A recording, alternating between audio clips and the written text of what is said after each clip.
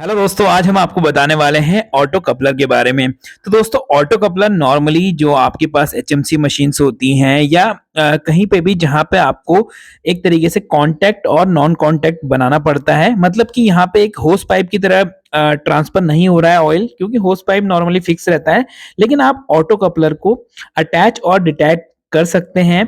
तो उसी के लिए ऑटो कपलर यूज होते हैं। तो यहाँ पे आप देख सकते हैं मेरे पास 2 पीसेज़ हैं, एक मेल है और दूसरा फीमेल है।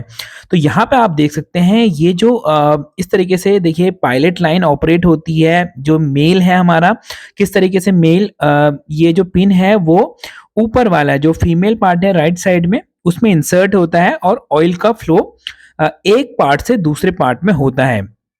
तो दोस्तों, ये ऑटो कपलर जो होते हैं जब अटैच रहते हैं और जब ऑपरेट होते हैं तब यहाँ से ऑयल प्रेशर नीचे से ऊपर को जाता है। यहाँ पे आप डायग्राम में देख सकते हैं। अगर ये नॉर्मली बैठे हुए हैं एक दूसरे के ऊपर तो इस तरीके की कंडीशन बनती है, लेकिन जब ऑयल पायलट लाइन से आता है और प्रेशराइज ऑयल यहाँ पे फ्लो करता है तो नीचे वाले कपलर से, मतलब कि लेफ्ट वाले से राइट वाले साइड में ऑयल फ्लो होता है, जिससे हमारा different operation like clamping of cylinder और डिफरेंट एक्चुएटर्स जो भी आप हाइड्रोलिक मूव करना चाहते हैं तो वो यहाँ पे हो सकते हैं।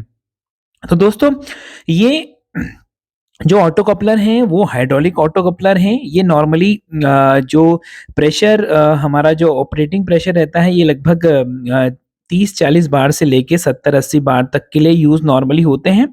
तो यहाँ पे ऑटो कपलर ना एक तरीके से नॉन रिटर्न जैसे हमारे पास रहते हैं ना चेक वाल्व, उस तरीके के ये ऑटो कपलर होता है। दोनों में ही चेक वाल्व लगे रहते हैं। अगर ये कांटेक्ट नहीं है तो यहाँ पे कोई आपका फ्लूइड फ्लो नहीं होगा। और इसको मैं खोल के दिखा देता हूँ। देखिए, ये मेल जो पार्ट है ये खोल के कुछ इस तरीके से होता है। ये कॉस्मेक का है एक्चुअली जो ऑटो कपलर है।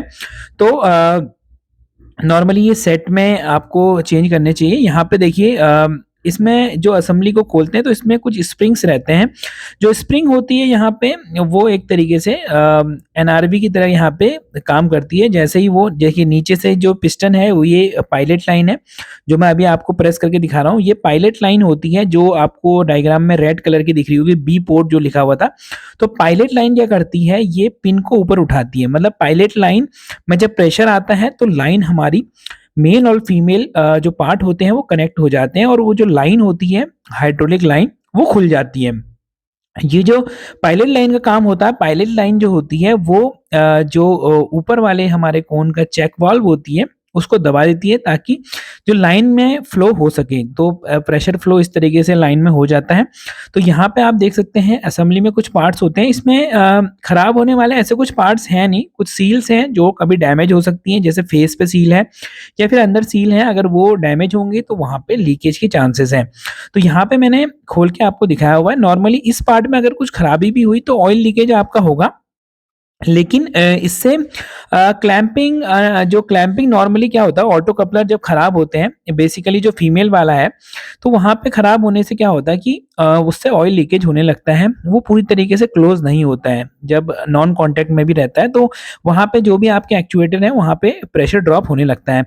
लेकिन जो ये वाला है जो मेरे हाथ में दिख रहा है आपको, तो इससे ऑयल लीकेज की परेशानी आएगी आपको, जो डी क्लैंपिंग की परेशानी नहीं आएगी। तो यहाँ पे आपको देख सकते हैं, यहाँ पे एक एयर फ्लो करने के लिए एक पोर्ट भी बना हुआ है इसके ऊपर। दो ऑटो कपलर में क्या होता है, यहाँ पे एक एयर पोर्ट भी रहता है। तो एयरपोर्ट क्या होता है, आपको ये देखिए एक ये लाइन दिख रही है, तो ये लाइन बिल्कुल ऊपर जाके अटैच हो जाती है। तो यहाँ पे जो फेस पे एक्चुअली डस्ट या कुछ भी मशीनिंग के टाइम पे जो एब्रेसिव पार्ट या फिर कोई फॉरेन मटेरियल ना आ जाए, क्योंकि कपलर के बीच में अगर कोई फॉरेन पार्टिकल आ जाता है, देखिए इस तरीके से कपल ही होते हैं। तो अगर कुछ बीच में अगर कोई भी मटेरियल आ जाए फॉरेन मटेरियल, तो इनकी कपलिंग सही से नहीं हो पाती है।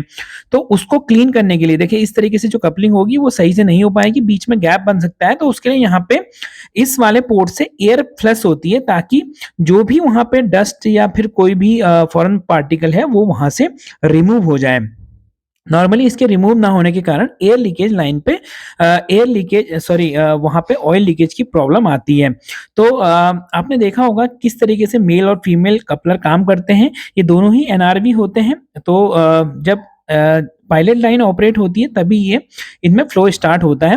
तो आपको मैं अगली वीडियो में बताऊंगा कि ये नॉर्मली एक्टिवेट और डीएक्टिवेट कैसे होते हैं। कैसे प्रेशर इस लाइन में फ्लो होता है और उससे आप इजीली ट्रबल शूटिंग कर सकते हैं इससे रिलेटेड।